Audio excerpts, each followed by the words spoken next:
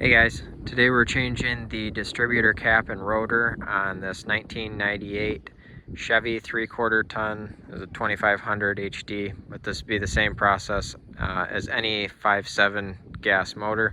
If this video is helpful, can you smash that thumbs up button, leave a comment down below for the YouTube algorithm, really helps out a lot. So we are going to need a T20 bit and driver and a screwdriver, and I will have this cap and rotor that I got on Amazon linked in the description below. First, we're going to loosen this hose clamp. If you want to, you can remove this 10mm bolt, but it's not completely necessary. You can just rotate this around. But I'm going to take it out so you can see better, and we're going to remove this piece of the intake. Okay, now we're just going to wiggle this loose.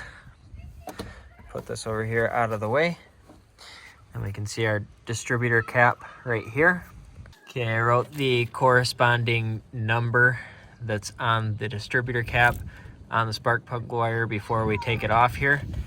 If you want this hose out of the way, you can unplug it right here from your brake booster. Just remember to plug it back in, and you can just kind of twist it out of the way just like that. Now we're going to remove this T20 screw right there and this T20 screw right here. Now you can lift up on your cap, so remove all your wires and remove your cap. Now we're going to remove the rotor, so you need to remove this T15 screw and this T15 screw right here.